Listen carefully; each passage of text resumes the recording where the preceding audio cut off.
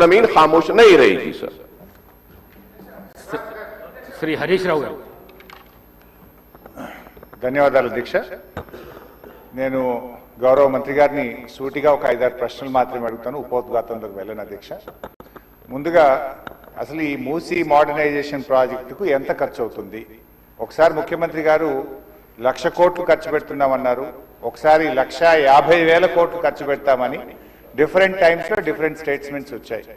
అసలు ఈ మూసీ ప్రాజెక్టు సుందరీకరణ మీద రాష్ట్ర ప్రభుత్వం ఎంత ఖర్చు పెట్టాలనుకుంటుంది? ఎందుకంటే ఒకవైపు పిల్లల స్కాలర్షిప్లు ఇవ్వమంటే డబ్బులు లేవు, కోసుక తింటారా అంటున్నారు, లేదా రిటైర్డ్ ఎంప్లాయీస్కు డబ్బులు ఇవ్వండి అంటే డబ్బులు లేవంటున్నారు. మూసీ సుందరీకరణ మీద 1,00,000 కోట్ల 1,50,000 కోట్ల ఎంత ఖర్చు పెడతామనుకుంటుంది ప్రభుత్వం? సూటిగా సమాధానం చెప్పండి. 2, ఇప్పటి వరకు మూసీ సుందరీకరణలో ఎన్ని నివాసాలు కూల్చివేశారు? ఆ కూల్చివేసిన నివాసాలకు 2013 భూసేకరణ చట్టం కింద పాత ఇండ్లకు కంపెన్సేషన్ ఇచ్చారా, వేజ్ లాస్ ఇచ్చారా, లేదా సింపుల్ గా కేసీఆర్ గారు కట్టిన డబుల్ బెడ్రూమ్ ఇళ్లలో అసైన్మెంట్ చేసి పంపారా? 2013 భూసేకరణ చట్టం ప్రకారంగా 14.5 లక్షల రూపాయల డబ్బు ఇవ్వాలి వాళ్ళకు, పాత ఇంటికి R&Bతో ఎస్టిమేట్ చేసి డబ్బులు ఇవ్వాలి, అదేవిధంగా సెలబుల్ రైట్స్ తో కూడినటువంటి 200 గజాల స్థలంలో కట్టిన ఇల్లు ఇవ్వాలి. ఆ రకంగా ఇచ్చారా, ఇవ్వలేదా, ఇస్తే ఎప్పట్లోకి ఇస్తారు, ఎన్ని నివాసాలు కూల్చారు? ఇంకా మీరు ఐడెంటిఫై చేసి కూల్చవలసిన ప్రభుత్వ ప్రైవేటు ఇల్లు ఎంత భూమి ప్రభుత్వ ప్రైవేట్ సేకరిస్తున్నారు? సమాధానం చెప్పండి. నంబర్ 3, గౌరవనీయులు మంత్రి గారు మాట్లాడుతూ ఆన్సర్ సిలో ఏమన్నారంటే హెచ్ఎండబ్ల్యూఎస్బి నీటిని హిమాయత్ సాగర్, ఉస్మాన్ సాగర్ లో పంపిణీ చేయడానికి చేపట్టింది, మూసీ నదిలోకి ఎప్పటికప్పుడు విడుదల చేయడానికి 2.5 టీఎంసీలు రిజర్వ్ చేయడం జరిగింది అన్నారు. అంటే స్వచ్ఛమైన గోదావరి జలాలను మూసీలో వదులుతామన్నారు, సంతోషం. మరి ఈ 2.5 టీఎంసీల గోదావరి జలాలు ఎక్కడి నుంచి తెస్తున్నారు?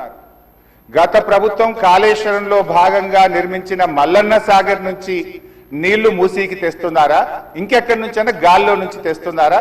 ఆ 2.5 టీఎంసీలు కాళేశ్వరం ప్రాజెక్టులోని మల్లన్న సాగర్ నుంచి వస్తున్నాయా, ఎక్కడి నుంచి వస్తున్నాయో సమాధానం చెప్పండి. తర్వాత అధ్యక్ష, ఈ మూసీ మీ నియోజకవర్గంలోని వికారాబాద్ నుంచి ఆ అనంతగిరి కొండల నుంచి స్టార్ట్ అవుతుంది. గత ప్రభుత్వం మూసీలోకి మురికి నీరు రాకుండా ఉండాలని దాదాపు 32 ఎస్టీపీలు కట్టాం. అందులో ఒకటి మన వికారాబాద్ దగ్గర కూడా ఒక ఎస్టీపీ కట్టాం.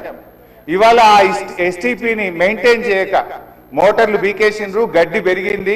ఆ ఎస్టీపీ ఫంక్షనల్ చేయక వికారాబాద్ మున్సిపాలిటీ మురికి నీరంతా ఈ రోజు మనం తాగుతున్న గండిపేట హిమాయత్ సాగర్ లోకి వస్తున్న విషయం ప్రభుత్వం దృష్టికి వచ్చిందా? ఆ ఎస్టీపీని ఎందుకు మెయింటైన్ చేయడం లేదు అని నేను అడుగుతా ఉన్నా. గత ప్రభుత్వ హయాంలో మేము మూసీలోకి మురికి నీరు రాకుండా ఉండాలని 32 ఎస్టీపీలు కట్టాం. మరొక 39 ఎస్టీపీలు కట్టడానికి కేంద్ర ప్రభుత్వానికి అమృత్ పథకం కింద మేము ప్రతిపాదనలు పంపాం.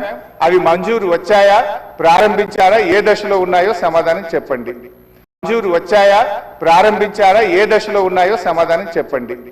తర్వాత అధ్యక్ష, చివరి క్వశ్చన్, మరి మొన్న వరదలు వచ్చినప్పుడు మూసీ గేట్లు ఒకేసారి తెరిచి ఉద్దేశపూర్వకంగా ప్రజల ఇళ్లు మునిగిపోవాలి, రోడ్లు మునిగిపోవాలని ఈ ఉద్దేశపూర్వకంగా గేట్లు ఎత్తి ముంపు గురి చేసిన విషయం ప్రభుత్వం దృష్టికి వచ్చిందా? ఎందుకంటే పైన ఎంత వర్షం పడుతుంది, ఫ్లడ్ ఎంత ఉన్నదో చూసుకొని ముందే గేట్లు కొద్దిగా ఎత్తితే స్లోగా గ్రాడ్యువల్ గా ఫ్లడ్ బయటకు పోతుంది. కానీ గేట్లు ఆపిపెట్టి ప్రాజెక్టు మొత్తం నిండిన తర్వాత ఒకేసారి గేట్లు తెరవడం ద్వారా ఓఆర్ఆర్ యొక్క మరి పక్కనుండేటువంటి రోడ్లు కానీ, ఓఆర్ఆర్ యొక్క మన పక్కనుండే రోడ్లు, ఇండ్లు ముంపు ఉద్దేశపూర్వకంగా కావాలనే ప్రభుత్వ పెద్దల యొక్క ఆదేశాలతో ఈ గేట్లు ఎత్తి ముంపు గురి చేసిన విషయం ప్రభుత్వం దృష్టికి వచ్చిందా? ఎందుకు ఆ రకంగా గేట్లు ఎత్తారు? ఒకవేళ ప్రభుత్వానికి ఆ ఉద్దేశం లేకపోతే ఆ అధికారుల మీద ఏమైనా చర్యలు తీసుకున్నారా? సూటిగా సమాధానం చెప్పాలని చెప్పి నేను కోరుతా ఉన్నా అధ్యక్ష. చివరిగా నేను చెప్పేది, మీరు పేదవాళ్ళ ఇంటికి రాకండి. మూసీ సుందరీకరణ పేరిట పేదల ఇండ్లు కూలగొడితే బీఆర్ఎస్ పార్టీ సీరియస్ గా వ్యతిరేకిస్తుంది. అవసరమైతే బుల్డోజర్లకు అడ్డంగా పడుకోనైనా అడ్డుకుంటామని గతంలో చెప్పాం. ఖాళీ స్థలాలు ఉన్నాయి, మీరు ఖాళీ స్థలాల్లో దాన్ని డెవలప్ చేయండి, మూసీలోకి గోదావరి నీళ్లు తెండి, మురికి నీరు లేకుండా చూడండి. కానీ మూసీ పేరిట పేదల ఇల్లు కూలిస్తే మాత్రం బీఆర్ఎస్ పార్టీ